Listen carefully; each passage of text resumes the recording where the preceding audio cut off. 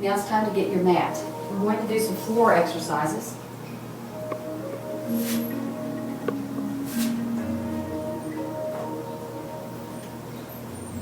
I prefer a thick mat.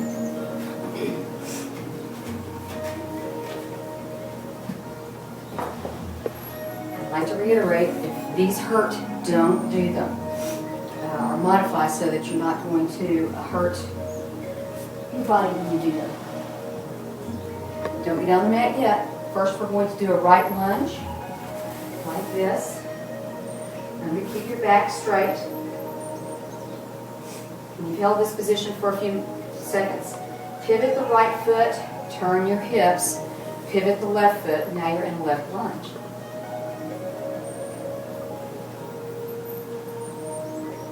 Hold that for a few seconds. Pivot so that your toes are facing forward. Stretch the lower back one more time. Get down on the mat, please.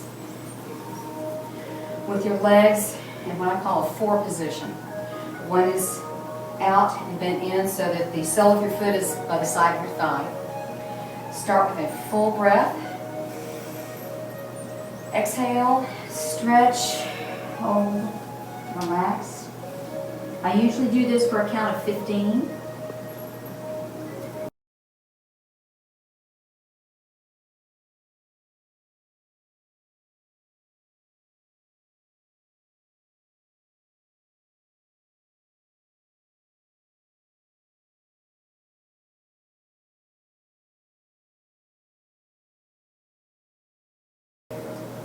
Have people slowly come up, turn and look behind you,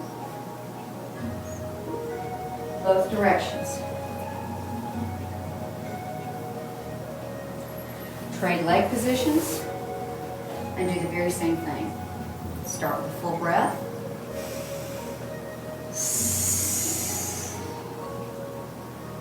Hold for a count of about 15.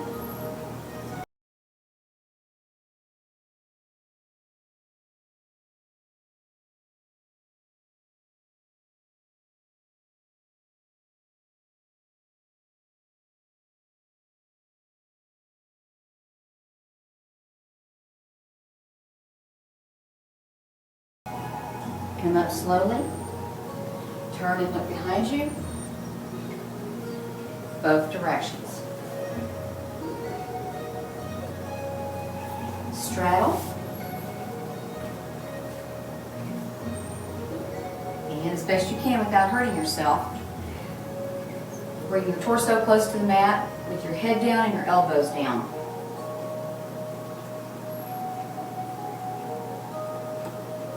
It's best to keep your feet flexed for this. Come up slowly. The next one is what I call the butterfly. Soles of your feet are together. When you hold your ankles rather than your toes so that you don't torque your feet the wrong way. Keep your back as straight as you can for this. If you like, you can press your knees toward the ground, but please don't bounce them. Hold for a few seconds.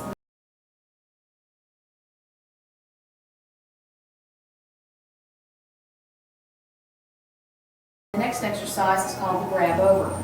Grab your toes, push your heels out in front, as far as you can go. It's not a contest. Don't hurt yourself doing this. Head down and elbows down. If you want more of a stretch, lift your heels.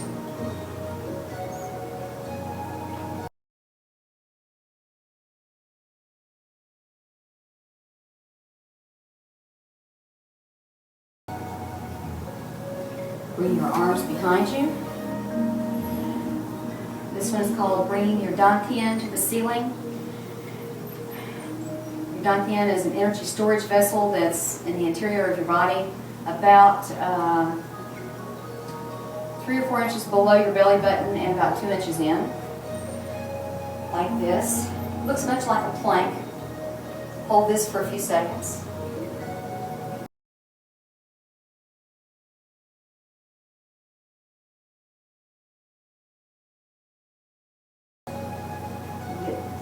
Down, with your back on the mat. We're going to do the bridge Again, you bring your duct in to the ceiling. Hold this for, I usually hold it for about a count of 10.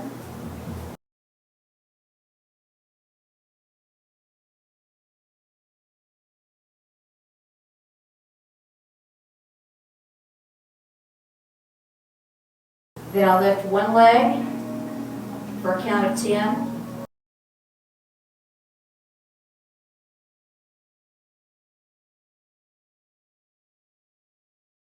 Put it down.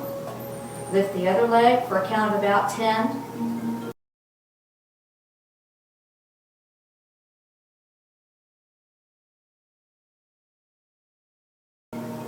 Put it down. Then the bottom goes down. And you're on your back. Please get on your side for the plank. Everyone's favorite. There are a few ways that you can do this. If you need support from your non-substantial arm, you may do that to help lift your hips up off the mat. If you need to bend the bottom leg to also help with that, you may. You can lift and hold for the full count, or you can dip on each count. So do this pretty much any number of ways. It's best if you have your substantial arm's elbow directly beneath your shoulder. Your heels, your tailbone, shoulder blades, and elbow should be in a straight line in the back if you can manage to do that. Okay, we do anywhere from 4 to 10 of these. I'll just do a few right now. Okay, lift. And for the dips, we just go 1, 2, 3, and so on. For the hold, you would just lift and stay up for the whole count.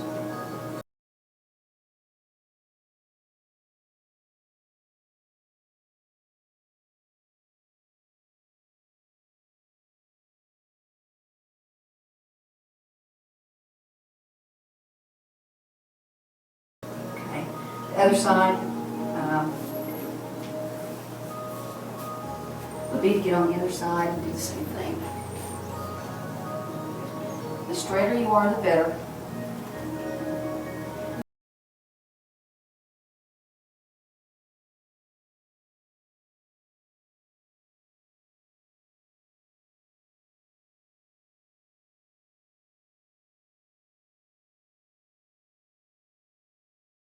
The next exercise is the cobra. We're going to start with our stomachs on the mat, our hands underneath where our shoulders would be. We're going to lift the upper body up, look up, but keep the hips down on the mat. Hold that for a few seconds. If that's too much of a stretch for your back, only come up to your elbows and look up. That's still another good back stretch.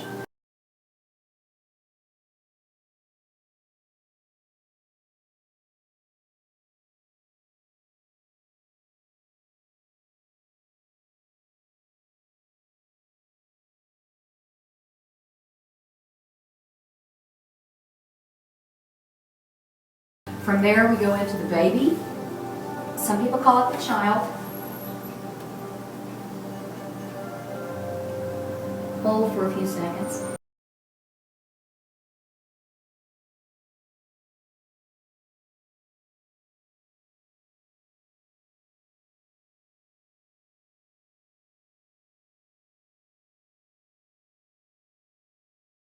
And then up on all fours for the bird dog. Some people do this with their palms flat on the mat. That hurts my wrists, and so I've modified it so that the knuckles go on the mat. Either way is good. We're going to lift the left arm and the right leg like so and hold them hopefully parallel to the trunk or the torso. Hold for a count of, I often hold for a count of 10.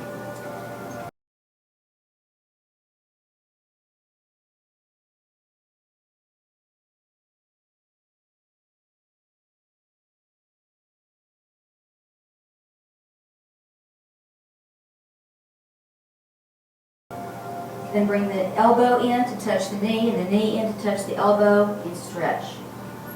I I usually do that for half as many counts as we just held. Then the other side.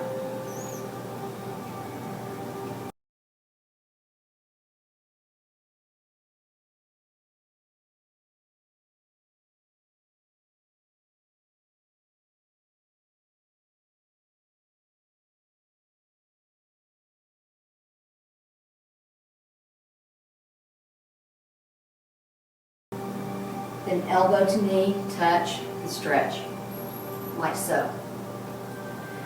From there, we go to our backs on the mat.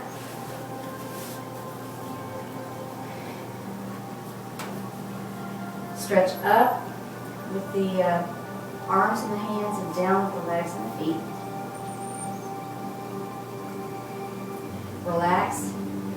We do one that's really difficult to see. It's called the belly button to China. It's more of an isometric type exercise. I don't know if you'll be able to see it on this video very well or not.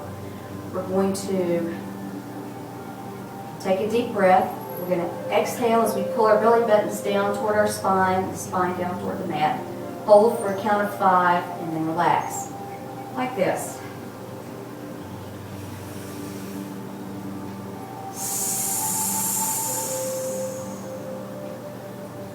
1, 2, 3, 4, 5. Relax. We'll do anywhere from 3 to 5 of those. You may do more if you like.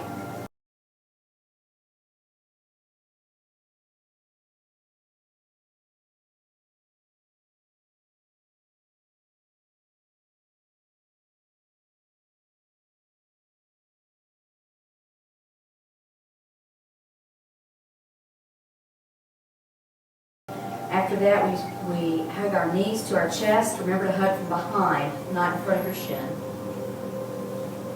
Arms out to your sides at shoulder level. Look to the left and bring your knees and feet down to the floor on the right. And hold it. I usually hold for a count of 10.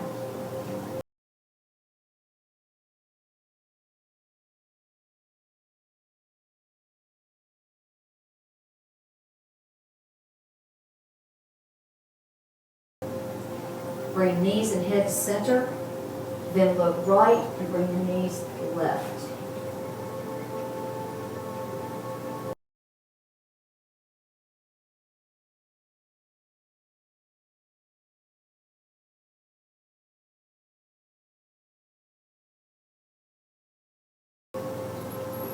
Knees and head to center, hug the knees, stretch out the legs. Now for the scissor kick and clap. This is a very slow exercise. The slower, the better. I usually try and keep my head and my shoulders up off the mat. Lift one leg up slowly. Clap. Lower that leg as the other leg comes up slowly. I don't rest the leg that's down on the mat. I keep it slightly above the mat and clap. That's 1.